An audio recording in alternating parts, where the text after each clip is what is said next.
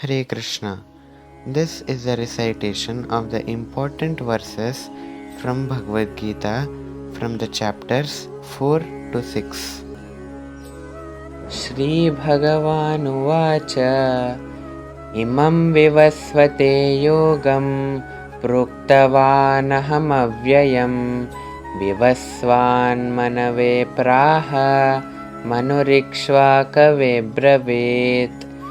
Shri Bhagawanuvacha Imam vivasvate yogam Proktavanahamavvyayam Vivasvan manave praha Manurikshvakave bravet. Shri Bhagawanuvacha Imam vivasvate yogam Proktavanahamavvyayam Vivasvan manave praha Manurikshvakave bravet. Evam parampara praptam Imam rajarshayo viduhu Sakale neha mahata Yogo nashtah parantapa. Evam parampara praptam Imam rajarshayo viduhu Sakale neha mahata Yogo nashtah parantapa.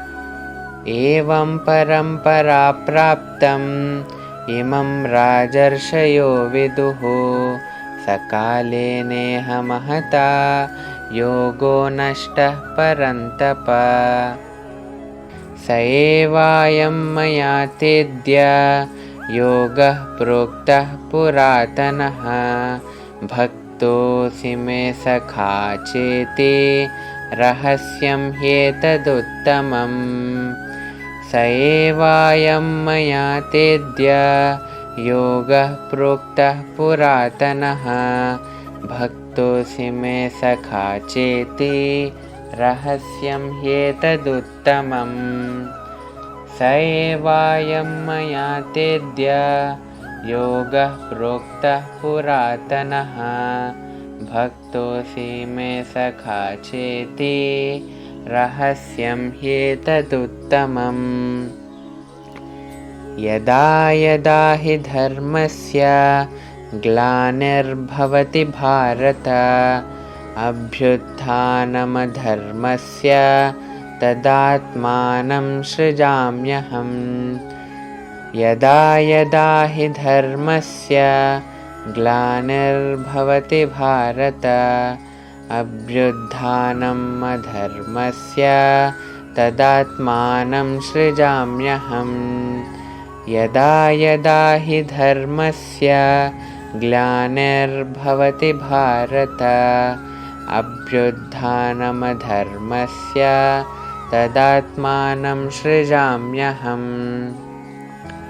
Paritranaya sadhunam Vinashaya cha dushkritam Dharma samsthapanarthaya Sambhavami yuge yuge. Paritranaya sadhunam Vinashaya cha dushkritam Dharma samsthapanarthaya Sambhavami yuge yuge. Paritranaya sadhunam Vinashaya cha dushkritam Dharma samsthapanarthaya Sambhavami yuge yuge. Janma karma cha me divyam Evam yo vetti tattvataha Tyaktva deham punarjanma Naiti mameti sorjuna. Janma karma cha me divyam Evam yo vetti tattvataha Tyaktva deham punarjanma Naiti mameti sorjuna. Janma karma cha me divyam Evam yo vetti tattvataha Tyaktva deham punarjanma Naiti mameti sorjuna. Ye yatha mam prapadyante तांस्तथैव भजाम्यहं मम वर्त्मानुवर्तन्ते मनुष्याः पार्थ सर्वशः ये यथा मां प्रपद्यन्ते तांस्तथैव भजाम्यहं मम वर्त्मानुवर्तन्ते मनुष्याः पार्थ सर्वशः ये यथा मां प्रपद्यन्ते तांस्तथैव भजाम्यहं मम वर्त्मानुवर्तन्ते मनुष्याः पार्थ सर्वशः तद्विद्धि प्रणिपातेन परिप्रश्नेन सेवया उपदेक्ष्यन्ति ते ज्ञानं ज्ञानिनस्तत्त्वदर्शिनः तद्विद्धि प्रणिपातेन परिप्रश्नेन सेवया उपदेक्ष्यन्ति ते ज्ञानं ज्ञानिनस्तत्त्वदर्शिनः तद्विद्धि प्रणिपातेन परिप्रश्नेन सेवया उपदेक्ष्यन्ति ते ज्ञानं ज्ञानिनस्तत्त्वदर्शिनः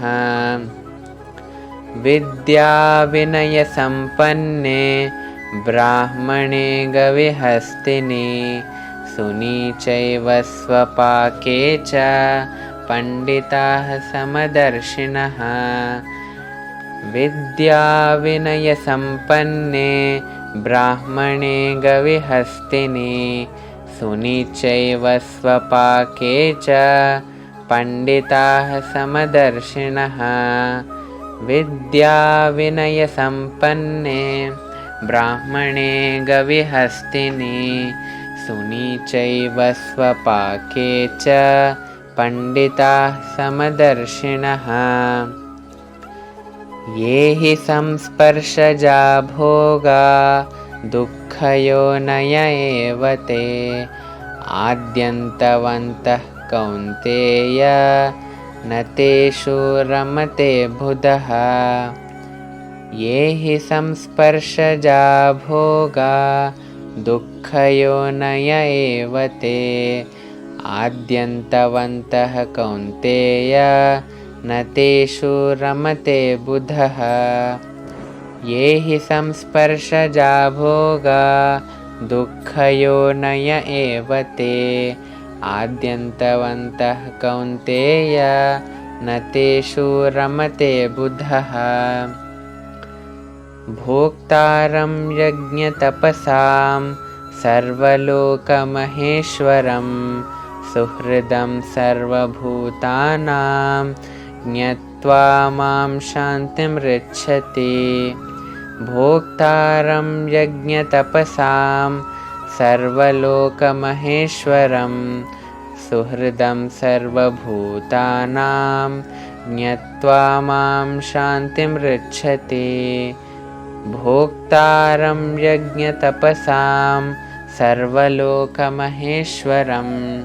सुहृदं सर्वभूतानां ज्ञात्वा मां शान्तिमृच्छति बन्धुरात्मात्मनस्तस्य येनात्मैवात्मना जितः अनात्मनस्तु शत्रुत्वे वर्तितात्मैव शत्रुवत् बन्धुरात्मात्मनस्तस्य येनात्मैवात्मना जितः अनात्मनस्तु शत्रुत्वे वर्तेतात्मैव शत्रुवत् बन्धुरात्मात्मनस्तस्य येनात्मैवात्मना जितः अनात्मनस्तु शत्रुत्वे वर्तितात्मैव शत्रुवत् युक्ताहारविहारस्य युक्तचेष्टस्य कर्मसु युक्तस्वप्नावबोधस्य योगो भवति दुःखः युक्ताहारविहारस्य युक्तचेष्टस्य कर्मसु युक्तस्वप्नावबोधस्य योगो भवति दुःखः युक्ताहारविहारस्य युक्तचेष्टस्य कर्मसु युक्तस्वप्नावबोधस्य योगो भवति दुःखः यो मां पश्यति सर्वत्र सर्वं च मयि पश्यति तस्याहं न प्रणश्यामि स च मे न प्रणश्यति यो मां पश्यति सर्वत्र सर्वं च मयि पश्यति तस्याहं न प्रणश्यामि स च मे न प्रणश्यति यो मां पश्यति सर्वत्र सर्वं च मयि पश्यति तस्याहं न प्रणश्यामि स च मे न प्रणश्यति चञ्चलं हि मनः कृष्ण प्रमाथि बलवदृढं तस्याहं निग्रहं मन्ये वायुरिव सुदुष्करं चञ्चलं हि मनः कृष्ण प्रमाथि बलवदृढं तस्याहं निग्रहं मन्ये वायुरिव सुदुष्करं चञ्चलं हि मनः कृष्ण प्रमाथि बलवदृढं तस्याहं निग्रहं मन्ये वायोरिव सुदुष्करम् श्रीभगवानुवाच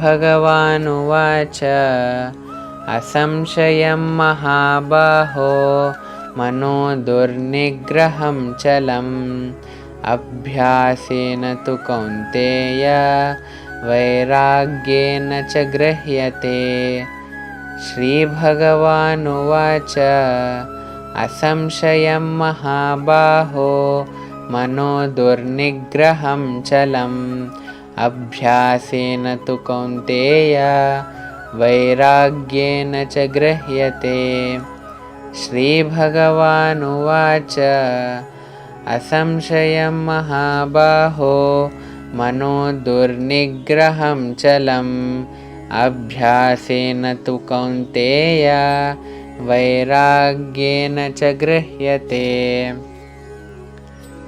योगिनामपि सर्वेषां मद्गतेनन्तरात्मना श्रद्धावान् भजते यो मां स मे युक्ततमो मतः योगिनामपि सर्वेषां मद्गतेनान्तरात्मना श्रद्धावान् भजते यो मां स मे युक्ततमो मतः योगिनामपि सर्वेषां मद्गतेनान्तरात्मना श्रद्धावान् भजते यो मां स मे युक्ततमो मतः हरे कृष्ण कृष्ण कृष्ण हरे हरे हरे राम राम राम हरे हरे।